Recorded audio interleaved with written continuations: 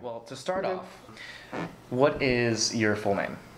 Stephen Lane Forgus. Stephen Lane Forgus. Okay, Right. and what year were you born? 1952. 1952. Alrighty. And where were you born at? I was born in Lamar, Texas. Really? Yeah, where I'm living right now. Did you grow up in the house that you're living in right now? No, it was Okay. different street, different house, but same town. Nice. That was actually the middle of the McCarthy Scare that was going on in history.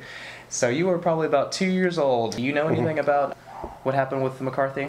Just what I've read in history books, things like that, where everyone was being accused of being a commie, but Exactly. other than that, no, I, 2 to 8 years old, so Right. no real recollection of that. Yeah. It was more like the situation in history where people were getting like witch trials of like Yeah.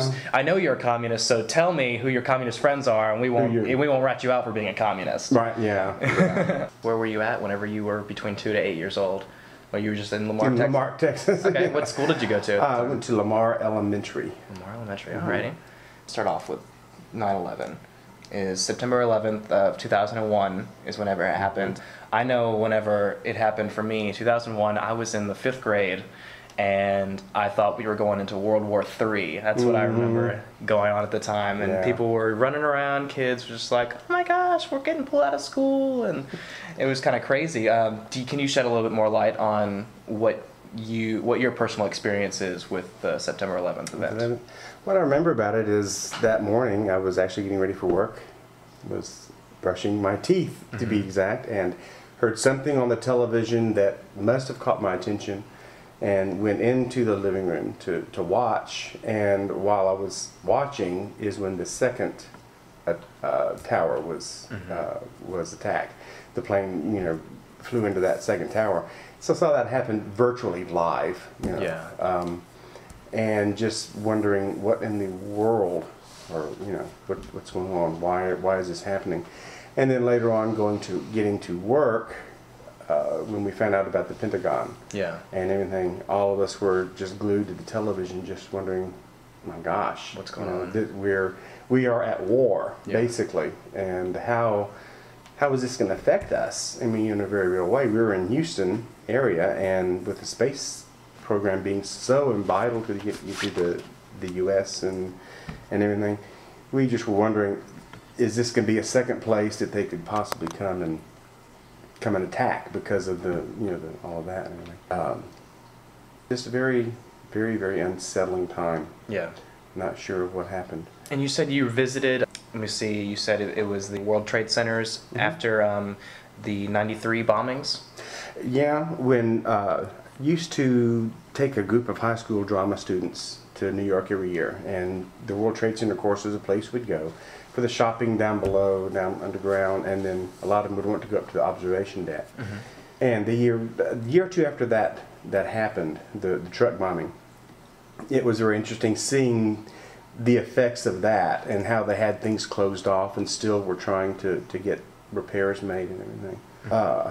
And then, knowing that I had been in those buildings numerous times up at the observation, even on one occasion we'd gone, one of the young students wanted to go up to the very, very top. We can stand on the roof. I think it was the North Tower, if I'm not mistaken. Okay. And knowing that we had actually stood on the top of that building that now was gone, Yeah. was just an eerie feeling.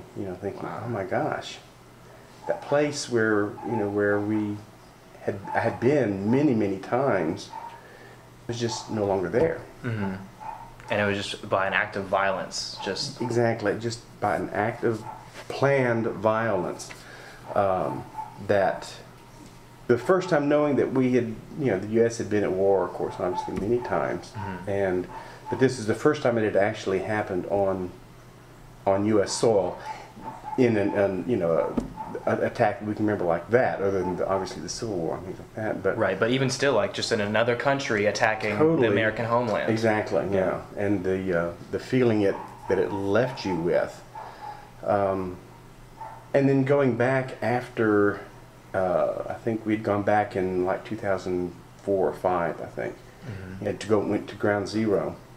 And even that many years later, to still see the pictures of people that had died there, and flowers in memoriam that were there. And then to just walk around that area, it was almost like it was just silence. People were just not talking. Wow. It was just such an awesome feeling, standing there looking into this big hole in the ground, still some of the metal, I think, lying there.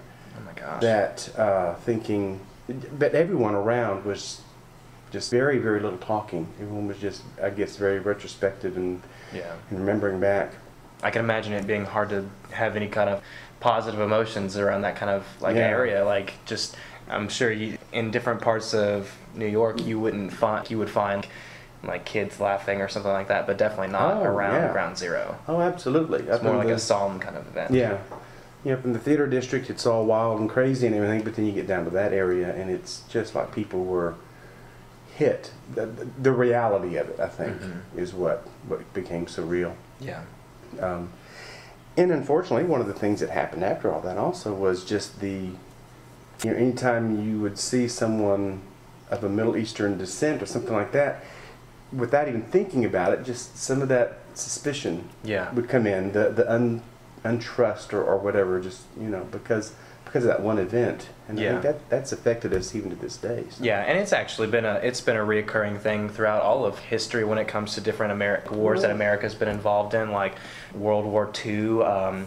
They had such strong propaganda against Germans, and it's just like it's just a racial thing that, I mean, America as a whole has difficulty doing because it's more of like a cultured melting pot kind of thing, and it's really difficult to have those sort of emotions for your own American citizens, even though they're of a different ethnicity and descent and everything like that. It's just amazing how you can just divide a country just by race. Yeah. Oh, yeah. And I think there was, back like with World War I with the Japanese, that same type of thing was there. But I think with this, it was more of not just a race, but also a religion, the Muslim and the Islam. I mean, there was just a whole deeper type of a division or an untrust that was created because of that. We're still seeing that today and experiencing it. I mean, just obviously, just even today with the news of Bin Laden being killed. I mean, I heard about that just last night. Yeah, just last night. Yeah, no, we were watching television last night when they broke in and announced all of that, but just to see the people that all of a sudden were there in front of the White House shouting USA, USA, and at Times Square in New York the same thing happened, just people just coming together. Wow. I mean, that shows that feeling of unrest and the problems that people had with the attacks that were made on us were still very, very much alive. Yeah, people don't forget things like that. Yeah, you get away from it, and you tend to, you kind of get where you kind of let things slide, sort of like. But then when this happens, it just brings it right back home again. Right. And people are united. So another one of these topics is the American involvement in the Vietnam War, and that was mostly a timeline of 1961 to 1973. So, what were you doing in your I guess it would be your adolescence. Adolescence, mid-teen. Yeah, closer to about my age, a little bit younger or something like that. Yeah. What were you doing in your 20s and younger? I guess I was aware of what was going on. Again, we had never experienced anything like that before. So, seeing pictures of everyone burning their draft cards and burning the flag and everything. I mean, that was shocking. You know. I guess being raised in a typical family, with where you respect the flag and you respect all these things, and to see people burning it and wearing it as headbands and shirts and things like that, you're kind of wondering, how could they do that? Yeah. And then as it kind of progressed, you could see that they were standing up for what they believed in. And what was the thing about the bombing in '93? They'd driven a truck into the basement, planned to, I think, destroy that one and knock it over into the other building. Exactly, yeah. And then have both of them fall and, kill thousands of people. But could you imagine what the motive would be, what someone's purpose would be? Obviously, this is not the first time that people have tried to knock over the trade centers. Like, why? What are people's motives with that? I think it's I always felt it was kind of basically what America represents, the the freedom, the economic freedom, that to destroy that symbol of economy and of that would just say to the United States that, you know, you are not as strong and as indestructible as you think you are. Mm-hmm. I think it was just what America stood for compared to what they have in their country, the repression that they have with the economic and everything. It's what America stands for. Yeah. That they were trying to attack, just to try and let us know, hey, you're not invincible. Mm-hmm. For a while, I think we bought it, but we bounced back. Said exactly your account on September 11 attacks, and do you have any older relatives that you had contact with that gave you like a first-person account on the Great Depression? Was anybody that you in your family affected by that at all? Well, my grandfather, my mother's father, and her parents, she was born in 1900. Okay. So she was very definitely, because that was what, in the 1920s? 1920s, 1930s, yeah. I mean, you know, she was your age when that happened. So I can remember talking to her, and she would just always talk about how, you know, nothing was wasted. They didn't waste a thing.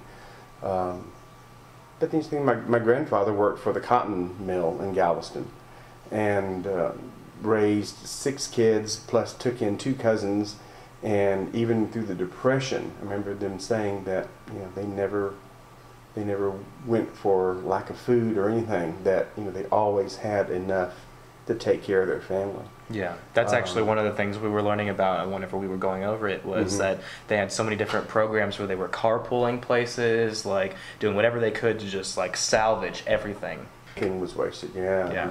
What about some of the American economy shift in World War II? Did you talk to any relatives about something like that? I know how like the economy had shifted from being down in the Great Depression and then moved into just war production, and that actually kind of drug America out of its like rut in the economy. Did you any experiences with that? Nothing I can really remember.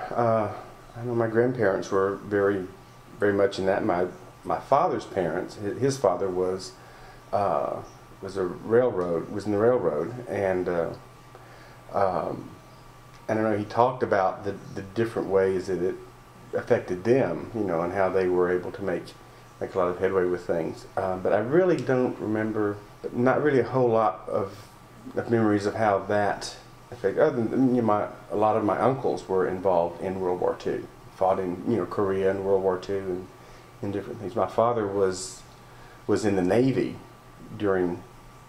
right before World War II. I think he was not stationed in Hawaii. I don't remember where he was stationed, but he was on a ship that I think was bound for Honolulu. Mm-hmm. But he never was in there. I think he was out of the Navy before that actually happened. During World War II, but during the different stories, I know that there were some stories that my grandparents told, but, you know, by the time I was hearing them, because that was back in the 40s, I wouldn't even hear it then, but, you know, I'm sure when they were still talking about them. You know, I understand that. The brain doesn't forget anything, but recall. That's the problem. Right. Well, thank you very much for coming by. I really appreciate y'all helping me out with this, letting me pick your brain a little bit and get some of that information. I'm Andrew Menzel, and this is Steve Forgus.